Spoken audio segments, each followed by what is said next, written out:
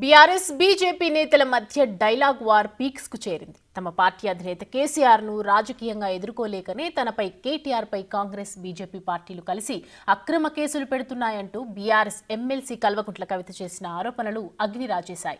ఈ కామెంట్స్ పై BJP MP Raghunandan Rao తీవ్రంగా స్పందించారు. కవిత ఆడబిడ్డ కాకపోతే తన సమాధానం వేరేలా ఉండేదన్నారు. దర్యాప్తు సంస్థలు తప్పు చేసిన వారిని ఏ కలుగులో దాక్కున్నా పట్టుకు వచ్చి విచారణ చేస్తామని కవిత తన వ్యాఖ్యలు వెంటనే వెనక్కి తీసుకోవాలన్నారు. తాము భయపెట్టాలని చూస్తే కేటీఆర్, హరీష్ రావు, కవిత అక్కర్లేదు, కేసీఆర్నే మొదట తీసుకుపోయే వాళ్ళమన్నారు.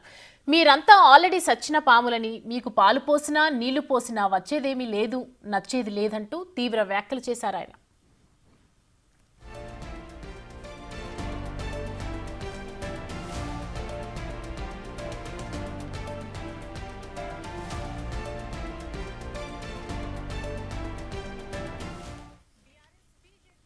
తనపై కేసులు పెట్టి ఇబ్బంది పెట్టినా పిడికిలి బిగించి ఎదురించి వచ్చానంటూ కేసీఆర్ కూతురు కవిత అన్నారు. నిజామాబాద్లో పర్యటించిన ఆమె కేసీఆర్ను ఎదుర్కోలేక తమపై అక్రమ కేసులు పెడుతున్నారని కామెంట్ చేశారు. కవితకు ఘాటుగా రిప్లై ఇచ్చారు బీజేపీ ఎంపీ రఘునందన్ రావు. వాళ్ళిద్దరి మాటకు మాట చూద్దాం.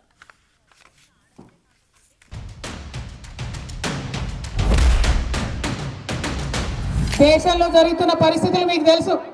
కేసీఆర్ గారిని ఎదుర్కొనే దమ్ము లేక, ధైర్యం లేక కేసీఆర్ గారి బిడ్డలైనటువంటి నా మీద, రామన్న మీద కేసులు పెట్టే ప్రయత్నం చేస్తూ ఉన్నారు.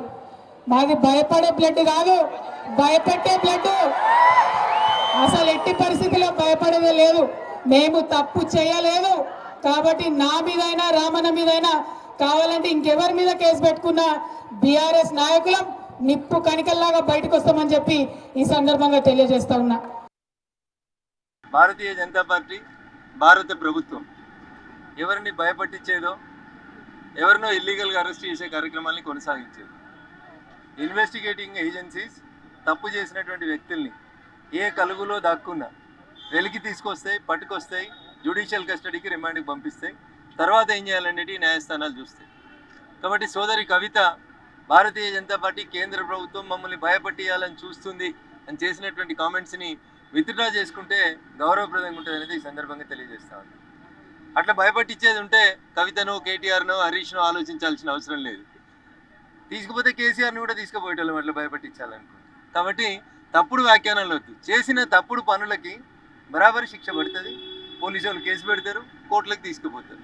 దానికి భారతీయ జనతా పార్టీ ఏమో చేస్తుంది. ఇంతకుముందు కూడా సోదరి కవిత ఇట్లే మాట్లాడింది, మోడీలు, ఈడీలు, బోడీలు అని. టీఆర్ పోయించిన తర్వాత నన్ను అర్థమైందేమో అనుకున్నాం.